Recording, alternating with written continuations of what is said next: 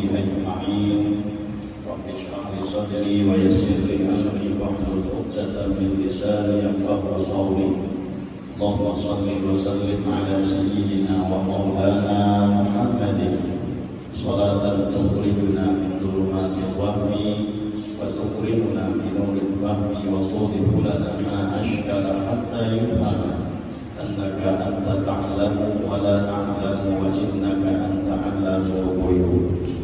Bersyukur kita kepada Allah Subhanahu wa Ta'ala dengan berkat taufik dan hidayahnya sehingga kita bisa berkumpul, bermajlis, bersilaturahmi dan beriktikaf di dalam masjid ini. Mari bersama-sama kita berbahagia niat iktikaf kita. Nawaitu an a'takifa fi hadzal masjid sunnatan lillahi ta'ala. Sahaja aku beriktikaf di dalam masjid ini sunnah karena Allah Ta'ala. Hadirin wal hadirat rahimahullah. Kita teruskan pengajian kitab kita Hidayatus Salihin qala musannif rahimahullah ta'ala wa nafa'ana bihi wa bi'ulumihi fid dharain amin. Dan kata Imam Al-Ghazali rahimahullah ta'ala, wal akhbaru bil hasani wal kibri wal riyai wal ujbi kathiratun wa yakfika fiha hadithun wahidun jami'un faqad rawa Ibnul Mubarak bi isnadihi an rajulin annahu qala li Mu'adz bin Jabal radhiyallahu anhu ya Mu'adz hadithni hadithan sami'tahu min Rasulillah sallallahu alaihi wasallam. Masa dan takabur dan riya dan ujub itu amat banyak, dan memadahlah atau cukuplah engkau di dalamnya hadis yang satu yang berhimpun di dalamnya itu segala yang demikian itu. Maka sesungguhnya telah bercerita Ibnul Mubarak rahimahullah ta'ala akan hadis dengan sanadnya daripada seorang laki-laki bahwasanya ia berkata bagi Mu'adz radhiyallahu anhu, wahai Mu'adz, ceritakan olehmu akan akan hadis yang engkau dengar daripada Rasulullah sallallahu alaihi wasallam. Jadi ujar Imam Al-Ghazali rahimahullah, hadis-hadis tentang hasad, kibir, riya, ujub itu banyak. Nah, tapi ada sebuah hadis yang mencakup dari semuanya tersebut yang diriwayatkan oleh Ibnul Mubarak. Siapa Ibnul Mubarak? Ibnul Mubarak ini adalah bernama Abdullah. Jadi Abdullah bin Mubarak dikenal dengan nama Ibnul Mubarak, anaknya Mubarak. Beliau lahir pada tahun 118 Hijriah. Lahir pada tahun 118 Hijriah dan wafat pada tahun 181. Berarti umur sini berapa tahun? 118 wafat 181 kurang 118 berapa? 63 ya, 63 tahun umur beliau. Ini nyaman dikatakan sini lahirnya itu 118, wafatnya dibalik 181. Di Ibnul Mubarak ini lahir 118, wafat 181 dalam umur 63 tahun. Ibnul Mubarak ini terkenal seorang ulama, ahli fikih dan ahli hadis. Nah, termasuk beliau meriwayatkan hadis ini tadi. Beliau seorang ulama terkenal ahli fikih dan ahli hadis. Kesolehan beliau ini tidak lepas daripada kesolehan orang tuanya yang bernama Mubarak. Mubarak ini asalnya adalah budak dari seorang saudagar kaya. Di Mubarak ini berkebangsaan Turki, menjadi budak sewaktu masih mudanya. Lalu oleh saudagar kaya ini ditempatkan di suatu kebun delima, menjaga kebun delima. Ketika musim buah delima, saudagar kaya ini pun berjalan-jalan ke kebun tersebut.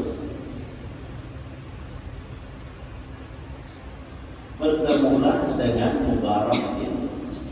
Lalu beliau meminta kepada Mubarak untuk mengambilkan delima yang manis, yang nyaman, yang bagus.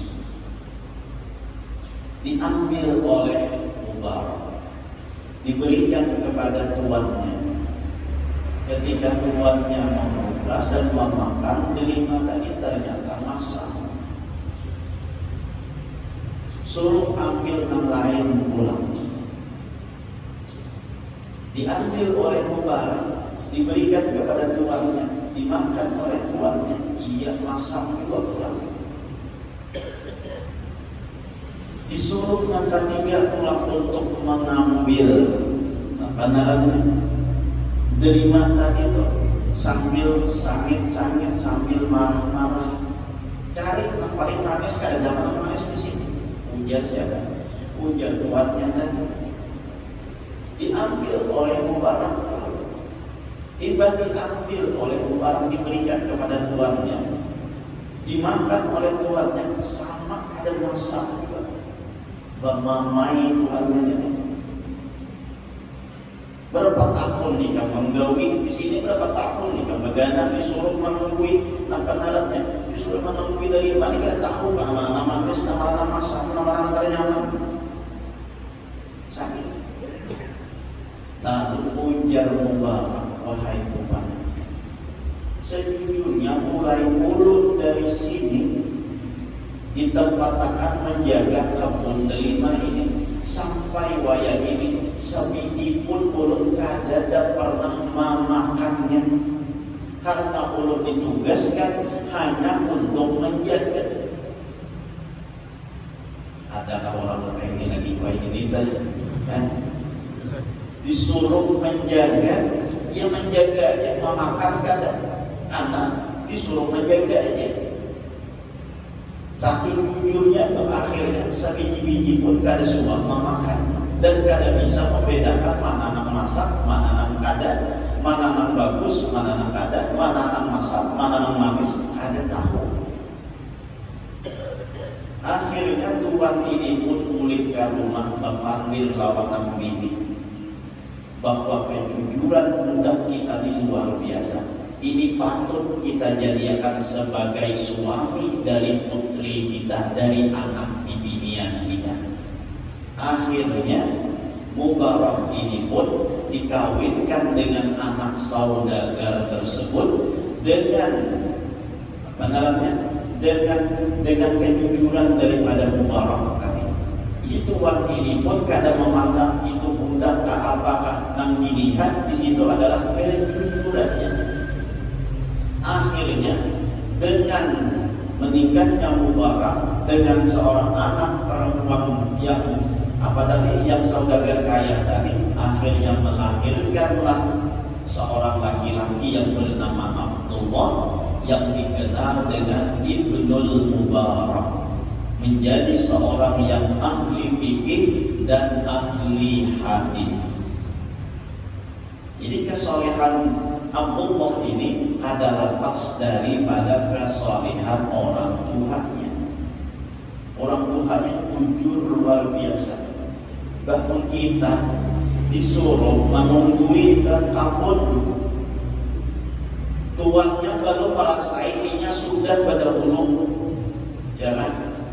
Bahkan tuannya kita diberi pindah tunggal-tunggalnya bagus-bagusnya dijualnya, 6 sisa-sisanya hanya diberikan lawan tuannya untuk kita. Kalau mubarak ini ada mengambil apa-apa karena hanya disuruh untuk menunggui. Jadi Abdullah bin Mubarak ini, beliau adalah seorang yang soleh. Kesolehannya itu tidak lepas daripada kesolehan daripada kedua orang tuanya. Kenapa kedua orang tuanya? 6 bini 2 tahun aja kawin lawan budak kita. Anak orang sugih.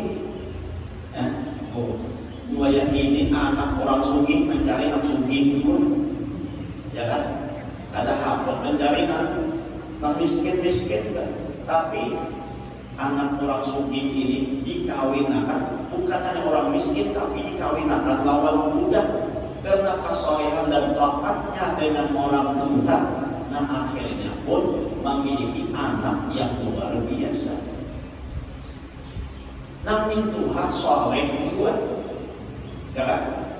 Karena apa? Karena Nabi Tuhan ini kadang melihat, kadang memandang kasta, kadang memandang kekayaan, kadang memandang namanya status sosial. Nah dipandang itu adalah kejujurannya, kesolehannya, kebaikannya.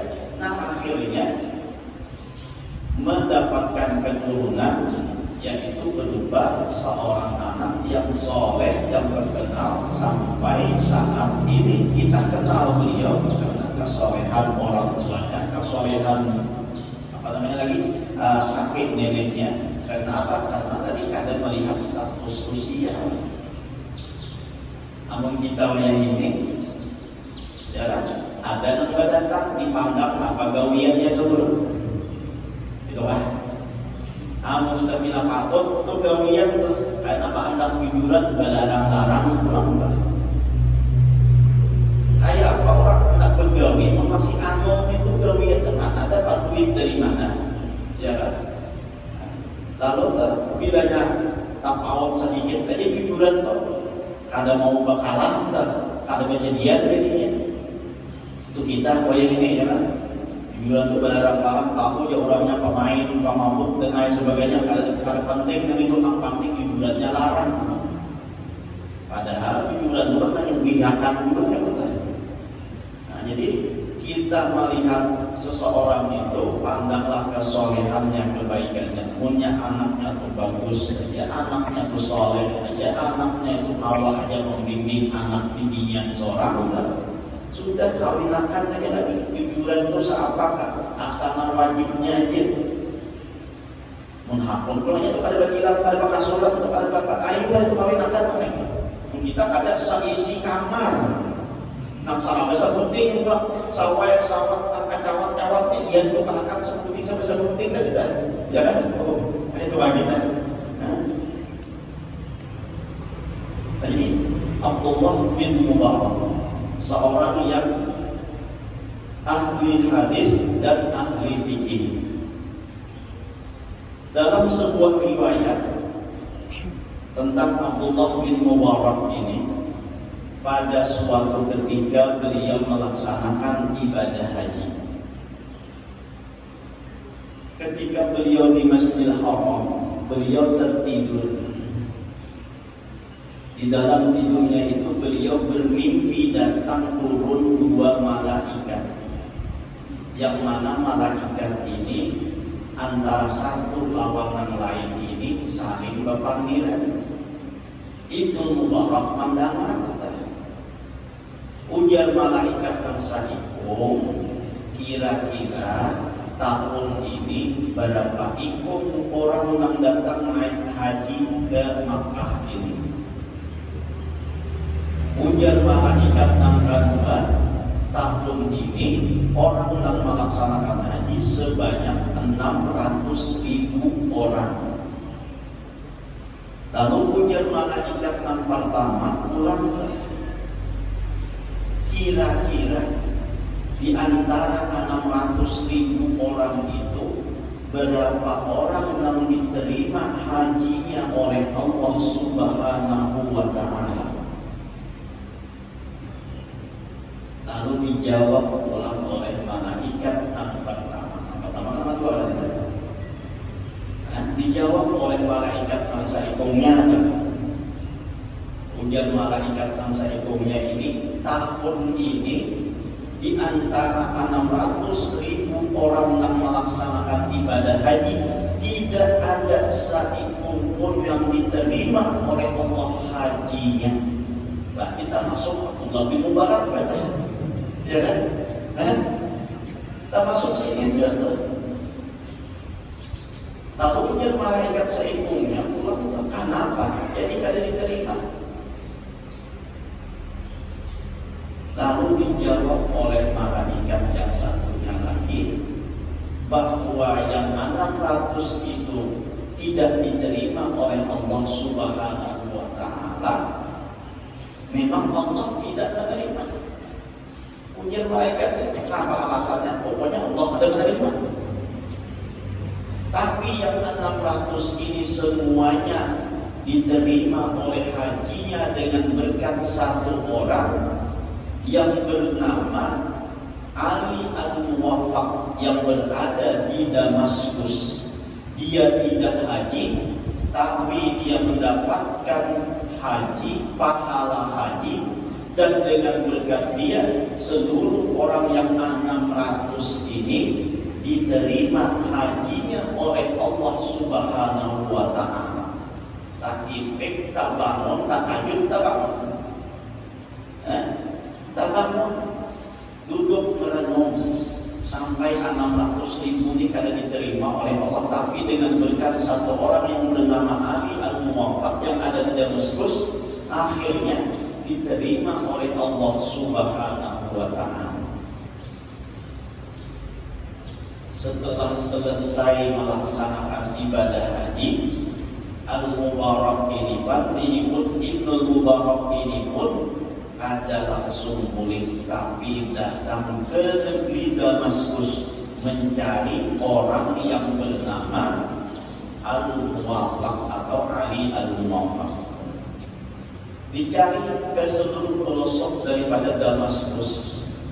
Setelah lama mencari, ternyata di suatu tempat di Damaskus itu beliau menemukan seorang yang bernama Ali Al-Muwaffaq. Beliau adalah seorang tukang sol sepatu. Tukang sol sepatu aja. Lalu Abdullah bin Mubarak pun menanyakan tentang keadaan daripada Ali Al-Muwaffaq tersebut. Kita bahwa mulut bermimpi dan dibisarkan. Nah, lalu berkatakan apa amalan kamu sehingga kamu mendapatkan nilai haji yang luar biasa. Berhaji gak ada tapi dapat nilai haji. Ya kan? Kita pun dapat nilai haji. Apa tuh? Barang siapa yang sembahyang jamaah subuh, kemudian duduk berzikir kepada Allah sampai terbit matahari, lalu sembahyang isyraq 2 rakaat, nah maka dia bisa mencapai pahala haji dan umrah yang sempurna.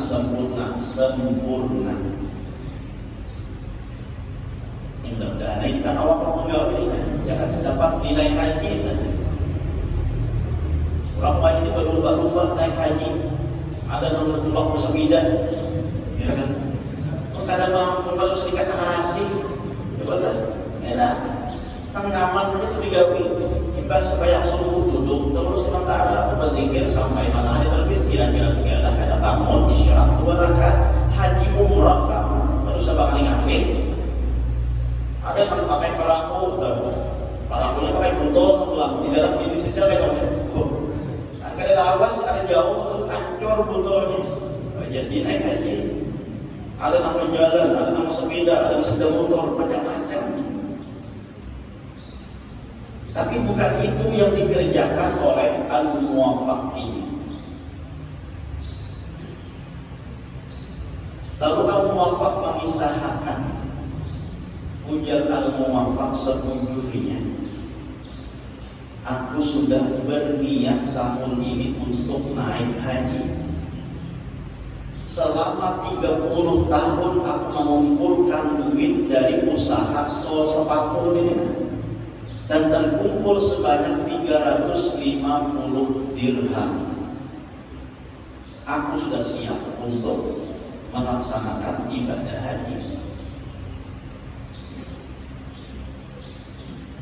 Sedangkan istriku dalam keadaan hamil, biniku ini masih hanyaran hamil.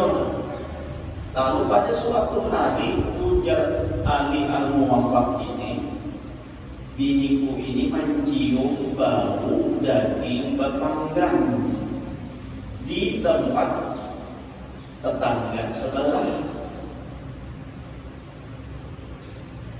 Istilahnya nama orang hamil maka anak kenapa ngidam lah, nah mengidam. Maka kalau ada mengidam lagi, ya udah mitosnya bila ada dilaksanakan bisa beriuran anaknya. Itu dasar kita juga nama Allah akan mendongakan sehingga Allah itu mengabulkan don kita tersebut. Itu kan anak indah don di amdibi Allah. Aku sesuai dengan dugaan hambaku. Bila cuma duga dengan baik, aku laksanakan kebaikan itu. Bila cuma duga kada baik, aku kada baik akan kepadurakanmu kada baik itu. Coba kan tuh nak hamil itu tuh nak ada laksana hidupnya padahal anak tidak disugih, nah dia disugih jadinya. Jadi dua anak-anaknya tak beriuran, lahir jadi beriuran juga. Jadi sesuai dengan tujuannya kita. Maka Allah sudah mengatakan anak inda dhanni abdi bi. Karena mengidam tadi. Lalu dicari oleh siapa? Oleh Abdullah, oleh Ali Al-Muwaffaq untuk meminta daging bepanggang tadi untuk bidinan hamil. Masakin cintanya lelaki juga ya kan? Bini hamil kayak apapun permintaan walaupun di luar akal ya dicari oleh lagi juga. Didatangi tambah panggang tadi. Nah kita harus hati-hati juga. Panggang itu perlu kita mengganggu tetangga, ya. Didatangi oleh Ali Al-Muwaffaq. Ternyata pada satu rumah seorang janda yang memiliki banyak anak. Datang ada orang kepada kebun kada akan membeli menukar barang itu kan. Ya kan? Kita tuh menghantam kayak itu jangan pada langsung minta menukar dulu dibalik alhamdulillah ya mantap. Ini kada langsung meminta pakai itu jauh tak namanya. Bapak dan manukar, mengkada awal, apapun pun diberi berapa alhamdulillah, mengkada yang ada air paling manukar. Lalu dia si perempuan janda tadi, daging ini halal bagi kami, tapi haram bagi kamu. Ujar si perempuan Tuhan tersebut, daging ini halal bagi kami, tapi haram bagi kamu. Maka aku kada memberi kalau tidak. Kenapa? Karena daging ini adalah bangkai dari keledai yang aku ambil di pinggir jalan. Karena kami sudah 3 hari ini kada makan apa-apa, sehingga aku dan anak-anakku mudarat. Maka bagi kami halal daging yang bangkai ini, tapi bagi kamu haram memakan daging tersebut. Ya, daging bangkai itu haram umumnya bila dalam keadaan normal kayak ini. Tapi bila keadaan darurat sudah bila ada makan mati, nah maka boleh hukumnya makan daging walaupun terdiri dari bangkai. Karena ad-daruratu ad-darurat tubihul mahdurat, ya kan? Ad-daruratu tubihul mahdurat. Nah, darurat itu bisa membolehkan hal-hal yang diharamkan, termasuk bangkai haram bagi orang-orang normal kita. Ada darurat tapi halal bagi orang yang keadaan darurat. Jadi ujar si binian tadi, aku kada memberi atau nikah karena daging ini halal bagi kami, haram bagi kami. Lalu Abdullah bin Mubarak pun merasakan kesedihan dan merasakan penderitaan janda si perempuan beserta anak-anaknya yang ada makan tadi. Akhirnya duit nafkah kumpul tadi disedekahkan lawan si perempuan tersebut. Akhirnya beliau jadi naik haji. Ada jadi naik haji, diberikan duitnya lawan siapa? Lawan si binian janda tersebut. Nah, itulah kisahku, ujar siapa? Ujar Ali Al-Muwaffaq. Sebenarnya tahun ini aku sudah hendak melaksanakan haji, tapi karena tetangga memerlukan, tetangga darurat, tetangga dalam keadaan dalam keadaan miskin, maka aku kada asap, itu kada purun, itu kada nyaman, naik sorak, naik haji, tetangga kelaparan. Lalu aku berikanlah.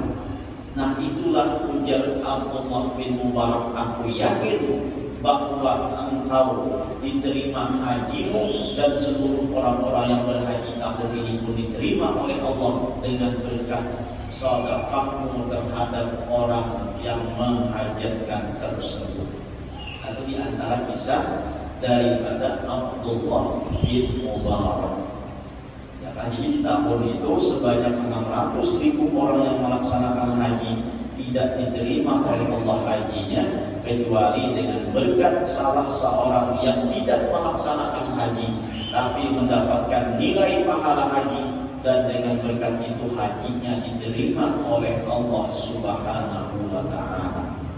Nah, kita hendaknya juga tuh harus peka buat lawan keadaan tetangga sebelah menyebelah. Jangan lawan tetangga itu bersaing-saingan. Itu kan lawan tetangga itu bergengsi-gengsian. Saikum memanggang sate, saikum sebelah membenam iwak juga. Fokusnya kalau itu tampurakan ke sebelah juga, antu bersaing-saingan ngarannya.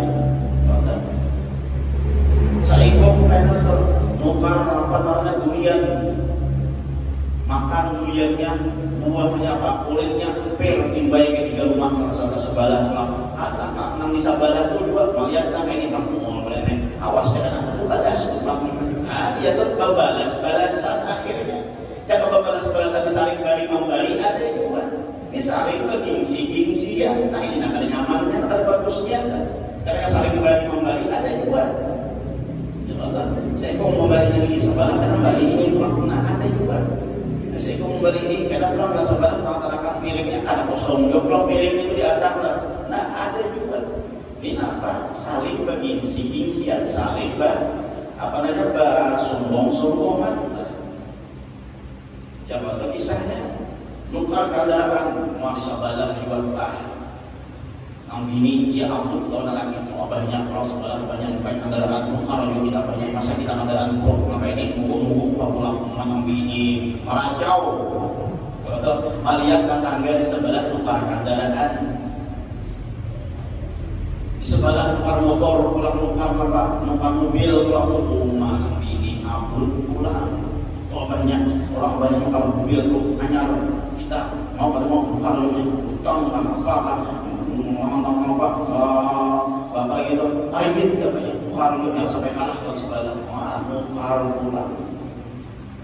Maka kan bini bisa menghapu-hapui bini yang bisa memanas-panasi pak di sebelah kawin lagi ranai begini kalau lagi menghapuin lagi coba kan korbannya pulang sebelah banyak itu kan kawin pulang itu yang kawin juga tidak akan harapan. Nah, abahnya itu disuruh kawin, lagi pada motor truk mogok dia lah. Jadi di sabalah itu apalagi pada tangga itu makanya pada laksanakan gitu. Saling bari memberi apalagi bulan Ramadan lainnya. Ya kan saya kok memberi yang sebelah memberi yang sebelah juga. Rami jadinya bulan Ramadan itu. Tapi pulang tuh nang di Bali itu nang hanya jangan lama kasauran. Ini ada juga orang Bali tapi kita makan lagi. Ini daripada makan kucing ya bayar sebelah aja. Kalau kita bayar kucing kita tetangga gitu. Maka misalkan pun sauran. Nama dari kisahnya ini Abdullah bin Mubarak. Beliau adalah seorang yang ahli hadis dan seorang yang ahli fikih. Jadi beliau meriwayatkan sebuah hadis dengan sanad dari seorang laki-laki, bahwasanya beliau seorang laki-laki ini berkata kepada Mu'adz bin Jabal radhiyallahu an, wahai Mu'adz, hadisni haditsan sami'tahu min Rasulillah sallallahu alaihi wasallam. Ujar laki-laki tadi, wahai Mu'adz, ceritakan olehmu akan hadis yang engkau dengar dari Rasulullah sallallahu alaihi wasallam. Nah, kalau Mu'adz bin Jabal ini sahabat, ya sahabat Rasul, yang banyak juga meriwayatkan hadis-hadis dari Rasulullah sallallahu alaihi wasallam. Sehingga laki-laki ini bertahun, adakah hadis nang pian dahar lawan Rasulullah kisahkan lawan ulun hadisnya itu ditakuni nang kaya itu qala babaka Mu'adz hatta dhanantu annahu la yaskutu. Artinya seorang laki-laki itu berkata, maka menangislah Mu'adz hingga aku sangka bahwa ia tidak diam. Tiba-tiba mungkin hadis dari Mu'adz ini berilihan baju mata, menangis saja tuh sesungguhnya kan orang kita menangis kan, sesungguhkan kan, menangis saja. Punya laki-laki ini, aku kira pasti ada diam lagi, harus saja menangis. Karena lawasnya saking lamanya Mu'adz bin Jabal ini pun menangis. Ini orang yang menandakan hatinya itu lemah lembut, hatinya pun ada keras. Karena bila hati lembut, maka akan dapat mengalir air mata karena takut kepada Allah Subhanahu wa Ta'ala. Sebaliknya, bila hati itu keras, di antara tanda-tanda hati keras itu adalah jumudul aini. Min alamati qaswatil qalbi jumudul aini. Di antara tanda-tanda dan alamat hati itu keras adalah bekunya air mata, ada mau menangis karena takut kepada Allah Subhanahu wa Ta'ala. Nah, kita kayak itu ada rancakah, ada menangis karena takutan kepada Allah Subhanahu wa Ta'ala. Bila kita tuh hati lembut, maka mendengar sesuatu yang mengkhawatirkan dan menakutkan, maka kita pun akan menangis. Dan tangisan itu karena takutan kepada Allah Subhanahu wa Ta'ala. Yang menangis itu macam-macam. Menangis ini banyak macamnya kan. Menangis itu bisa menandakan kesedihan, bisa. Menangis itu bisa karena kebahagiaan, bisa juga.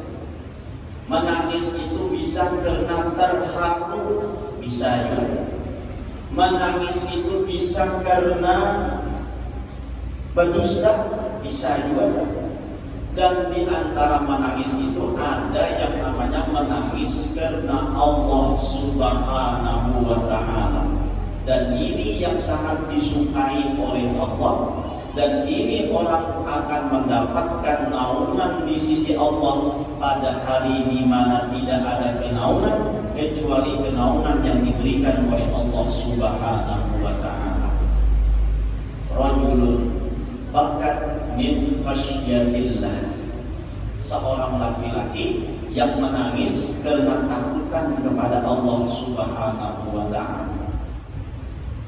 Menangis karena sedih ada tak? Jangan. Meninggal nang laki, nang bini berhubungan baju mata menangis. Nah, itu menangis karena sedih. sedih karena kehilangan orang yang dicintai, atau menangis karena senang, bahagia, bisa juga.